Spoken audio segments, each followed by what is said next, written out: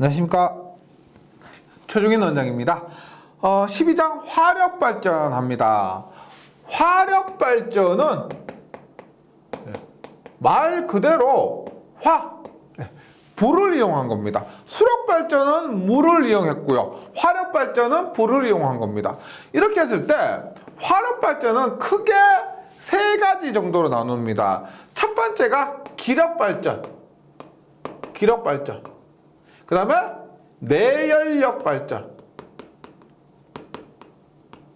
그 다음에 가스, 터빈 발전. 이런 것들을 합해서 화력 발전이라고 합니다. 그런데 우리가 일반적으로 화력 발전이다 라고 하면은 기력 발전 얘기하죠. 기력 발전. 뭐예요? 기력 발전은 석탄.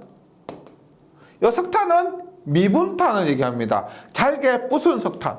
그 다음에 중류. 그 다음에 가스.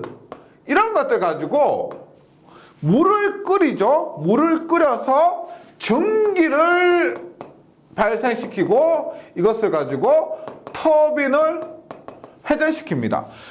우리가 수력발전에서 최종적으로 회전한 게 수차였죠. 수차였는데 화력발전에서 대표적인 기력발전은 터빈을 회전시킵니다. 전기를 가지고 터빈을 회전시켜서 발전합니다. 내연력 발전은 우리가 그냥 쉽게 엔진이라 생각하시면 되죠. 엔진. 그러니까 우리가 자동차 엔진, 자동차 기름 넣고 시동 걸면 회전하죠. 그래서 내연력 발전은 전기 없이 발전하는 화력 발전입니다. 가스 터빈 발전은 말 그대로 가스 터빈을 이용한 것인데, 이것은 우리가 가장 구동도 쉽고 가스레인지 불 켜는 것처럼 굉장히 구동도 쉽고 간편합니다. 우리가 그리고 꼭 필요할 때 있죠. 필요할 때 발전시켰다가 껐다가 이렇게 하기 쉬운 거죠. 그런데 우리가 화력발전이라 하면은 주로 이 기력발전이라고 보시면 되고요. 기력발전은 전기를 이용했다라고 해서 기력발전이고, 그러면 기력발전, 화력발전의 구조, 발전 원리 등을 간단하게 보도록 합니다.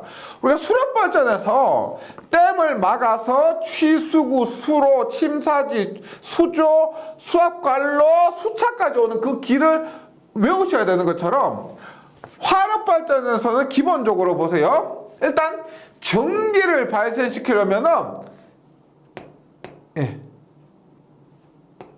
이런 급수 설비가 있어야 됩니다. 그래서 급수 펌프죠. 급수 펌프에서 물을 공급합니다. 물을 공급하면 이 물이 어디로 가느냐?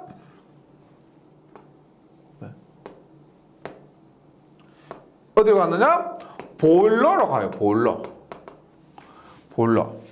그리고 보일러에서 전기가 발생하는데, 보일러에서 발생된 전기는 좀 써먹을 데가 없어요. 그래서 이것을 좀 더 과열시킵니다. 과열기. 그래서 전기가 발생했는데 그 전기를 더 뜨거운 전기, 그러니까 터빈으로 보내기 좋은 상태의 전기로 바꾸는 거죠. 그래서 과열기를 통해서 여기는 전기가 나가고요. 전기가 어떻게? 터빈으로 갑니다. 터빈이 회전하겠죠? 그러면 그 터빈을 가지고 발전을 시킵니다. 그러면 이렇게 하고 나서 끝나는 것이 아니고 전기가 터빈을 돌립니다. 그러고 나서 다시 이렇게 복수기로 갑니다. 즉 전기가 터빈을 돌리고 나면 그 전기도 엄청난 에너지를 갖고 있는 상태죠. 그런데 그것을 복수기, 물로 되돌려서 다시 급수 펌프로 보냅니다. 이렇게 할 수도 있고요. 혹은 이 전기를 여기에 보내서 급수를 데우는 데 쓸 수도 있고, 그 다음에 이것을 이 보일러와 과열기로 보내서 전기를 데우는 데 사용할 수도 있습니다. 하지만 기본은 터빈을 나온 증기를 복수기를 통해서 다시 물로 바꿔서 급수 펌프로 보내는 이러한 사이클을 가지는 것이 화력발전소의 구성이 됩니다. 그래서 수력 발전할 때 제가 이렇게 했죠. 공부를 할 때 뭐 댐, 그 다음에 도수 설비, 그 다음에 뭐 수차, 그 다음에 뭐 기타 설비 이런 것 했었던 것처럼 화력발전소에서도 이렇게 뭐 보일러나 과열기, 그 다음에 터빈, 복수기나 급수 펌프 이런 각각에 대해서 공부를 하게 될 겁니다. 네. 이런 것들을 우리가 화력발전에서 공부를 하고 교재를 한번 보도록 합니다. 먼저 화력발전은 석탄이나 기름을 연료로 하여 보일러 수를 증기화하여 그 증기의 에너지로 전기 터빈을 구동시켜 터빈에 연결되어 있는 발전기로부터 전기를 얻는 방식. 대충 머리에 떠오르실 겁니다. 네. 화력발전의 종류는 열원에 의한 분류로서 기력발전소 말씀드렸죠? 석탄, 가스, 증류 등의 연료를 연소시켜서 그 연료 전기를 발생시켜 전기를 얻는 발전소고요. 일반 대형 화력발전소는 이 기력발전소를 얘기합니다. 그러면 내연력 발전소는 연료를 이용해서 내연기관으로부터 엔진이라고 보시면 됩니다. 얻은 동력을 발전기에 운전하여 전기를 얻는 발전소고요. 설비가 간단하여 첨두부하 시, 밀집지역 등에 이용됩니다. 첨두부하라는 것은 이렇게 보시면 돼요. 부하가 있는데 돼요? 기저부하라고 해서 기저부하.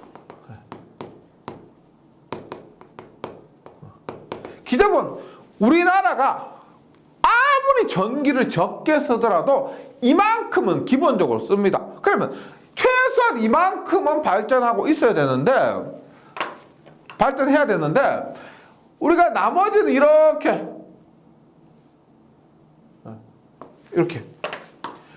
많이 쓰다가 적게 쓰다가 많이 쓰다가 적게 쓰다가 이렇게 굴곡이 있죠. 이렇게 했을 때 어느 정도 했을 때 보세요. 요런 부분은 평소보다 전기를 더 많이 쓰는 겁니다. 많이 써요. 이런 것을 우리가 첨두부하라고 그래요. 첨두부하. 이럴 때 늘 우리가 지금 말한 내연력 발전을 통해서 전력을 공급을 해줍니다. 혹은 양수발전, 수력발전에서 양수발전 이런 것들요. 그럼 기저발전은 어떻게? 우리가 보통 원자력 발전이나 대용량의 화력 발전은 기저부하라고 해서 이것은 항상 이만큼 24시간 1년 365일 전력을 생산하고 있는 거죠. 네. 그래서 내연력 발전은 이럴 때 전기를 공급할 수가 있다. 용도에 의한 분류는 방금 말씀드린 것처럼 첨두부하 발전소는 짧은 시간 동안 첨두 시에 첨두부하를 담당하는 발전소고요. 기저부하 발전소는 기저부하 발전소 및 상시 발전소는 한 해 동안 기저부하를 가지고 운전하는 발전소. 건설비가 고가일지라도 대용량의 고효율 발전소가 됩니다. 네. 이 부분은 원자력 발전에서도 다시 취급을 해드리도록 할게요. 원자력 발전이 기저부하이기 때문에 그때 다시 언급을 드립니다.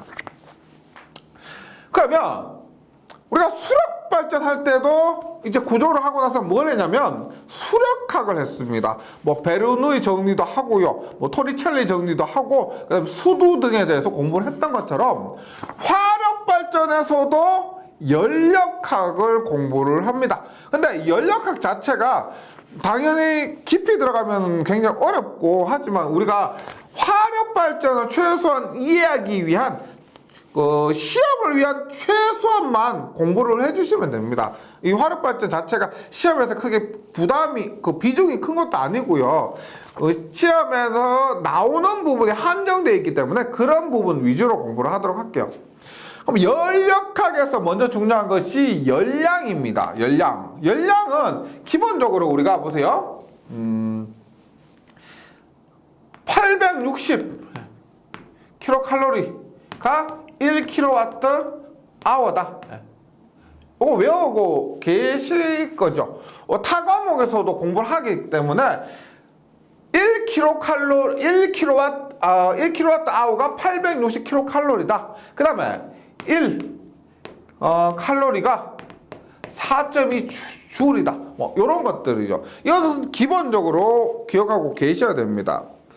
그래서 1kcal 열량에 대해서 이 화력 발전에서 나오는데 1kcal가 뭐냐면 물 1kg 물의 무게요. 1kg을 1도씨 올리는데 필요한 열량을 1kcal라고 합니다. 킬로칼로리. 그런데 1칼로리는 4.2줄. 이런 것들은 뭐 기본적으로 좀 알아주시고요. 그 다음에 1BTU가 있습니다. 1BTU. 이게 예를 들어서 이런 게 있죠. 우리가 1마력이라는 게 있습니다. 1마력이 미국식으로 하면은 1HP라 하고요. 746W라고 합니다. 746W. 근데 영국식으로 하면은 이것은 735W가 돼요. 1마력인데 똑같은 건데. 그래서 우리가 무게를 얘기할 때도 1kg의 무게 1kg 무게를 1도씨 올리는데 필요한 열량은 1kcal라고 한다고 하면은 1BTU는 뭐냐면 우리가 유럽에 가면 무게 단위를 파운드로 쓰죠. 파운드. 그래서 1파운드의 물의 무게 1파운드를 1화시 F 있죠. 올리는데 필요한 열량을 1BTU라고 합니다. 1BTU. 이것도 뭐 간간히 시험에 나올 수 있으니까요. 그래서 이것은 얼마냐? 0.252kcal입니다. 0.252kcal이고 이것도 외워주시고 1kcal는 0.25분의 1하면 3.968BTU가 된다. 외워주시고요. 그 다음에 압력의 단위가 있습니다. 교재에 보시면 1atm은 760mmHg인데 이것이 1.033 kg/f/제곱센티미터. 압력의 단위도 간혹 시험에 나오고요. 그 다음에 열 효율도 봅니다. 열 효율은 1-TH분의 TL입니다. 열 효율이라는 것은 즉 1-TH는 고온, TL은 저온입니다. 1-고온분의 저온인데 주의하실 거는 여기에서 말하는 이 온도는 절대 온도예요. 우리가 예를 들어서 도시가 주어졌다면 어떻게? 273도를 더해야 됩니다. 273을 더해서 대입을 해줘야 돼요.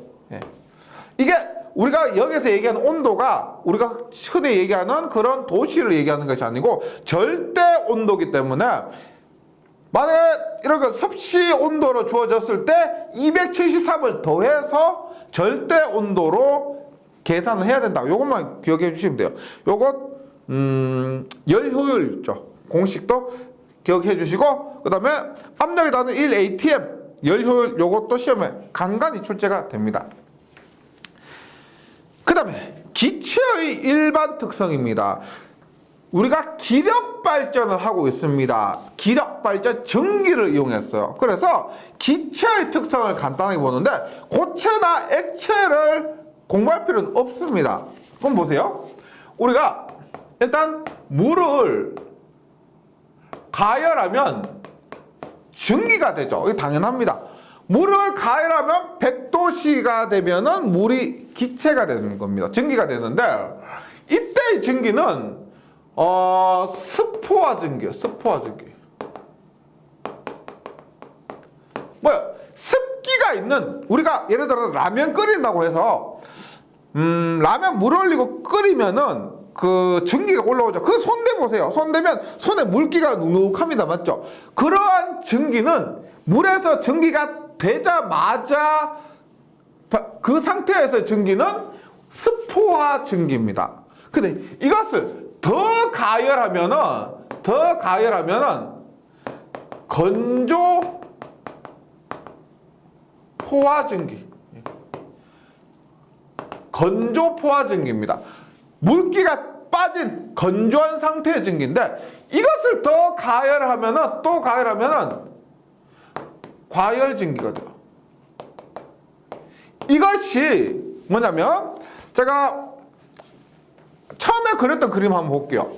처음에 그렸던 그림에서 보일러에서 가열하면은 습포화 증기, 그 다음에 더 가열하면 건조포화 증기인데 터빈에 물기가 있는 증기를 공급하면은 터빈도 우리가 이게 철로 되어 있죠. 그래서 부식이 발생하고 효율이 별로 좋지 않기 때문에 이 과열기가 필수적입니다. 이 과열기를 통해서 과열 증기로 만들어서 터빈으로 공급을 해야 된다. 그래서 과열 증기를 만든다고 해서 과열기고요. 다시 오시면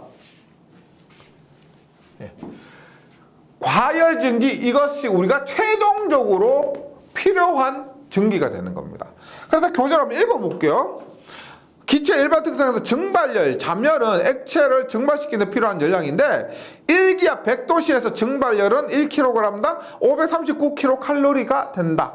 539kcal 수치도 예전에는 시험에 종종 출제가 되었었습니다. 최근에는 보지 못했고요.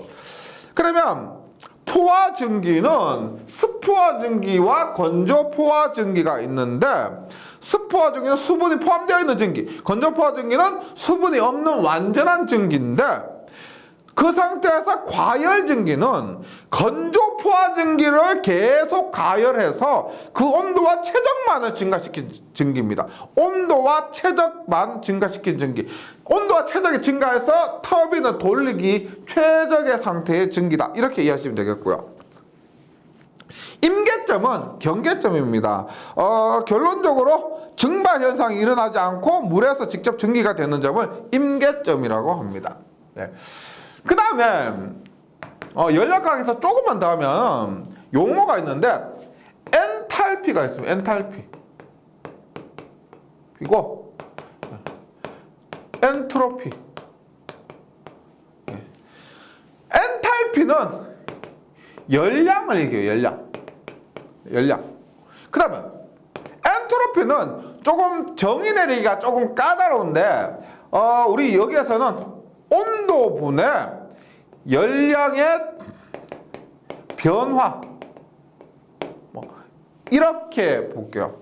온도분의 열량 혹은 온도분의 열량의 변화, 이렇게 봅니다. 그랬을 때 교재를 다시 보면 엔탈피는 뭐냐면 단위 무게의 물이나 증기가 보유하고 있는 전체 열량. 엔탈피는 이렇게 정의 내리기가 쉬운데 엔트로피는 기준 상태에서 어떤 온도에 이르는 사이에, 온도 변화 사이에 일어난 열량의 변화를 그때의 절대 온도로 나눈 것. 열량의 변화를 절대 온도로 나눈 것입니다. 그래서 우리가 이번 장에서 많이 쓰는 그림이 있는데 TS 선도와 IS 선도입니다. 엔탈피를 우리가 I, 엔트로피를 S라고 합니다.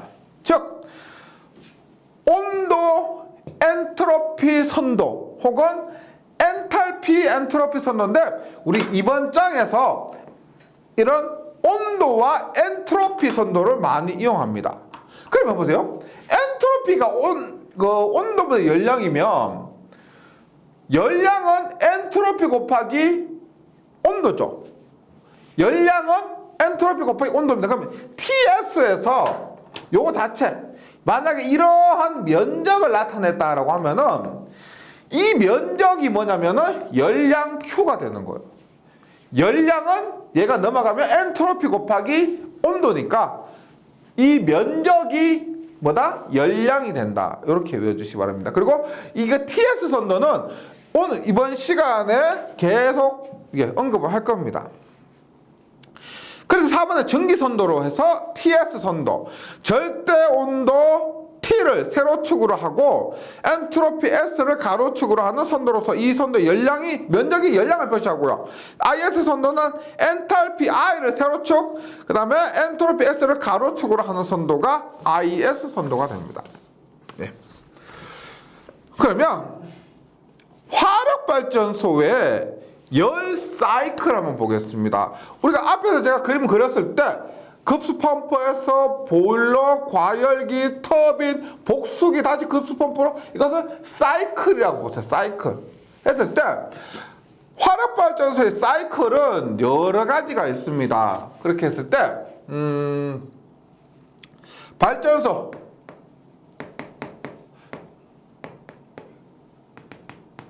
열 사이클은 첫 번째 카르노 사이클이요. 두 번째 랭킨 사이클이 있습니다. 세 번째 재생 사이클, 네 번째 재열 사이클, 다섯 번째 재생 재열 사이클이에요.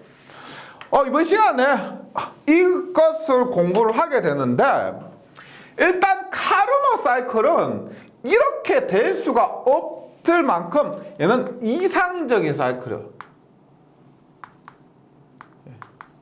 사이클. 가장 이상적인 사이클. 그 다음에 랭킨 사이클은 기본 사이클이에요. 가장 기본적인 사이클.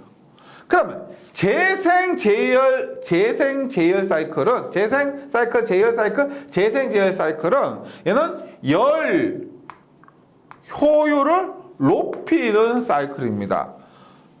열 효율을 높이기 위해서 재생 제열을 한 사이클입니다. 그러면 먼저 열 사이클 중에서 카르노 사이클에 대해서 공부를 해보도록 할게요. 카르노 사이클은 말씀드렸지만 가장 이상적인 사이클이에요. 이상적인 사이클.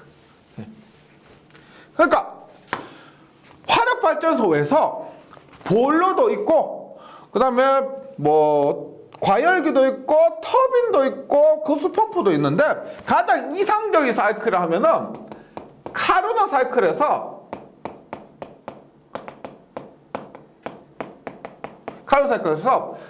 앞에서 말씀드렸던 T, S 온도와 엔트로피 선도를 그립니다. 그리고 나서 이런 식의 그림을 그려. 그래서 열 사이클 전부 구체적으로 설명드리긴 그렇고, 각 변이 의미하는 게 뭐냐면 이렇게 좀 외워주세요. 꼭 좀 외워주세요. 등등.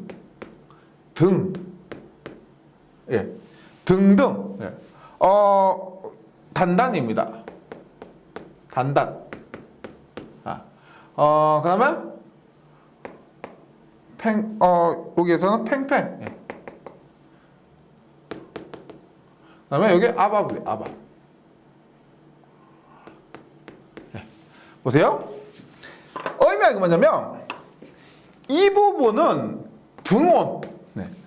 온도가 같다는 겁니다. 온도가 같다. 그리고 팽창한다는 겁니다. 그 다음에 이 부분은 등온. 온도는 같고요. 압축하는 거예요. 압축. 그 다음에 이 부분은 단열. 팽창. 그 다음에 여기는 단열. 압축입니다. 이러한 사이클을 갖는 것이 카르노 사이클인데 실제는 우리가 이렇게 되기가 어렵습니다. 왜냐면 보일러가 간단한 것이 아니고, 그 다음에 과열기도 있죠. 그런 부분 때문에 이렇게 이상적인 사이클을 그릴 수가 없어요. 하지만 일단 여기에서 각 변의 내용들 있죠. 좀 외워주세요. 등원 팽창, 단열 팽창, 등원 압축, 단열 압축. 이것이 카르노 사이클이에요. 카르노 사이클. 네. 그러면 랭킨 사이클은 뭐냐면 가장 기본적인 사이클입니다. 앞에서 제가 그렸던 것 있죠. 그 화력발전소의 사이클, 그걸 가지고 얘기한 거예요. 보세요. 이걸 기본으로 해서 랭킨 사이클은 똑같이 TS입니다.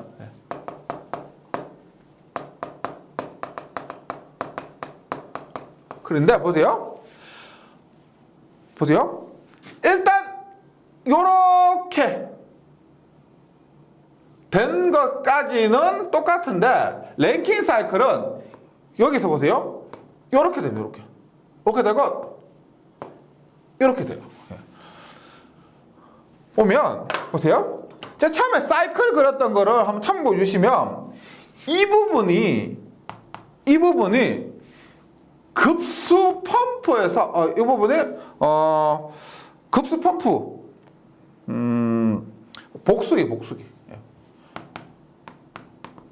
복수기에서 발생하고요. 복수기에서 나타나는 것이고 똑같아요. 등원 압축입니다. 등원 압축. 그 다음에 복수기 다음에 뭐가 있었냐면 여기가 뭐다? 급수 펌프죠. 급수 펌프요. 복수기 다음 급수 펌프. 그 다음에 우리가 일반적으로 보일러가 이렇게 되면 좋겠는데 보일러의 작용에 의해서 이 부분이 우리가 보일러입니다. 이 부분이 보일러. 그래서 이 부분이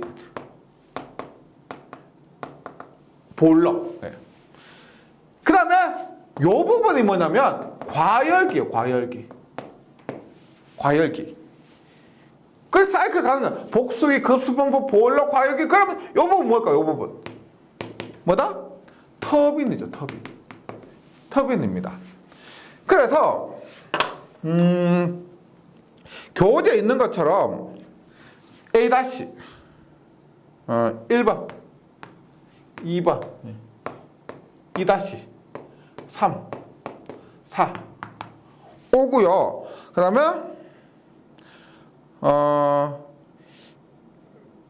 B- 요 부분은 우리가 A- B- 교재처럼 얘기를 했을 때 교재 한번 봅니다. 보세요. 1에서 2가 급수 펌프고요. 앞에서 했지만 단열 압축입니다. 급수 펌프에서 단열 압축 구간을 얘기합니다. 그 다음에 2에서 2- 그 다음에 2-2에서 3 있죠. 2에서 2-2, 2-2에서 3 요 부분은 우리가 등압 가열입니다. 여기는 없죠. 이상적인 사이클에서 없었는데 여기는 등압 가열과 2-2 부분이 등원 팽창입니다. 그 다음에 3에서 4 구간이 뭐냐면 과열기입니다. 이상적인 카르노 사이클에서도 없었지만은 과열기라고 해서 이것이 등압 가열 부분이고요. 3-3에서 4가 등압 가열이고 4에서 5가 터빈이면서 뭐다? 단열 팽창이 됩니다. 터빈에서 단열 팽창. 그 다음에 5에서 1 있죠? 5에서 1이 복수기에서의 등압 방열입니다. 등압 방열. 그 다음에 TS 선도에서 이것 면적이 열량이라 그랬죠. 면적 열량인데 첫 번째 봅니다. 전체 열량, 전체 면적 있죠. 이거 전체면 이게 뭐냐면 가해준 전체 열량을 얘기합니다. 그림에서 보시면 A-1, 2, 2-3, 4, 5, B-까지 이것이 뭐냐면 보일러에 공급된 전체 열량을 얘기합니다. 보일러에 공급된 전체 열량. 그럼 요 부분 요게 뭐냐면 2란 열량이겠죠. 그래서 1에서 2, 2-3, 4, 5까지 이것이 뭐냐면 터빈에서 발생한 1의 열량, 실제 1한 열량 이렇게 생각하시면 되고요. 터빈에서 발생한 1. 그 다음에 요게 뭐다? 일하지 못하고 버려진 열량에서 복수기에서 냉각수에 빼앗긴 열량 이렇게 이해하시면 되겠습니다. 요게 생각보다 시험에 자주 좀 출제가 됩니다. 그래서 이거 등등 단단의 팽팽 아박부터 해서 여기 보일러 요 부분하고 과열기 요 부분 좀 합쳐가지고요. 좀 정리해서 외워주시면 좋겠습니다. 네. 그럼 이걸 바탕으로 해서 실제는 어떻게 하냐면 얘가 효율이 별로 안 좋아요. 안 좋아서 보세요. 딱 그림을 다시 그려볼게요. 보일러가 이렇게 있고 과열기가 이렇게 있고요. 그 다음에 터빈이 이렇게 있고 발전기, 복수기에 급수 펌프가 있는데 효율을 좋게 하기 위해서 조금 전에 제가 좀 말씀드렸었는데요. 이렇게 전기가 들어가서 터빈을 돌리고 나서 100% 복수기로 가는 것이 아니고 복수로 가는 것이 아니고 이 전기를 추출해서 급수를 가열하는 데 사용될 수도 있고 그 다음에 이거 추출해서 전기를 가열하는 데 사용될 수도 있습니다. 여기에 제열기가 있어요. 제열기. 즉 전기를 이용해서 제열기를 통해서 전기를 가열하게 되면은 이것을 열 효율이 높아지고요. 이런 사이클을 우리가 제열 사이클이라고 한다. 이렇게 보시면 되겠습니다. 그래서 이것이 제열 사이클이고 그 다음에 여기에 급수 가열기가 있다. 그러면 생 사이클이다. 이렇게 보시면 돼요. 사이클. 제열기가 있으면 제열 사이클. 이렇게 돼요. 그럼 우리가 보세요. 랭킨 사이클에서 제열 사이클은 어떻게 되냐면 보세요. 랭킨 사이클이 이렇게 됐죠. 근데 지금 과열기 부분에 제열기가 있으면 이 부분이 이렇게 돼요. 보세요. 과열기 부분이 이렇게 됩니다. 이것이 제열 사이클의 TS 선도가 됩니다. 만약에 급수 가열기가 있어서 재생 사이클이 된다라고 하면은 우리가 급수판 부분이 이 부분이죠. 이 부분이 어떻게 된다? 이 부분이 이런 식으로 됩니다. 이렇게 되어서 이것이 재생 사이클이 됩니다. 나머지는 크게 차이가 없어요. 예, 요것만 기억해 주시면 됩니다. 요 부분이 된 것을 제열, 이렇게 된 것을 재생 사이클. 그 다음에 제열 사이클에는 제열기가 있고 재생 사이클은 급수 가열기가 있습니다. 그 다음에 이거 둘 다 있는 것, 둘 다 있는 게 뭘까요? 재생 제열 사이클이 된다. 교재 봅니다. 3번의 재생 사이클은 기존에 비해서 재생 사이클은 급수 가열기가 추가된 겁니다. 그래서 터빈의 중도에서 증기의 일부를 축기해서 보일러의 급수를 가열, 물이죠. 급수를 가열함으로써 복수기에서 열 손실을 회수하는 사이클입니다. 증기를 이 복수기로 다 보내면 열 효율이 나빠지기 때문에 이런 식으로 증기의 일부를 추출해서 급수를 가열하는 데 사용하면 열 효율이 좋아진다. 이렇게 이해하시면 되고요. 그래서 기본 랭킨 사이클에 비해서 여기는 급수 가열기가 추가된 것이고 TS 선도에서는 모양이 이렇게 된 겁니다. 그럼 제열 사이클은 우리가 랭킨 사이클에 비해서 제열기가 추가된 겁니다. 제열기가 추가됨으로 인해서 이 부분이 과열기 부분이 이런 식으로 톱니 모양으로 만들어진 거죠. 그래서 이것이 제열 사이클이 된다. 내용으로는 터빈에서 팽창된 전기가 포화 상태에 가까워졌을 때 전기를 모두 보일러로 보내서 전기를 가열하는 방식이 됩니다. 그럼 마지막으로 재생 제열 사이클은 제열기도 있고 급수 가열기도 있습니다. 그래서 재생 사이클과 제열 사이클을 겸용해서 전 사이클의 효율을 향상시킨 사이클로서 급수 가열기, 제열기 모두 있고요. 그림은 이렇게 됩니다. TS 선도가 이렇게 돼요. 그래서 열 사이클 효율의 향상 대책으로는 일단 터빈의 전기 온도및 압력을 향상시키기 위해서 과열 전기를 사용한다. 앞에서 했었죠? 과열기를 사용해서 과열 전기를 사용합니다. 전기는 고온 고압이 더 유리해요. 고온고압이 더 유리하고, 그래서 과열 전기를 사용하는 것이 열 효율 향상 대책에 좋고, 그 다음에 터빈에서 연락차를 향상시키기 위해서 진공도를 높게 유지하는 것도 좋습니다. 그 다음에 터빈 출구에 배기 압력은 낮을수록 좋고요. 여기서 말씀드린 재생 제열 사이클을 채용하면 좋고, 그 다음에 뭐 절탄기나 공기 예열기, 다음 시간에 언급을 해드리도록 하겠습니다. 절탄기나 공기 예열기 등이 설치되면 전체적으로 열 효율을 더 좋아집니다. 뭐 절탄, 공기 예열기 이런 거죠.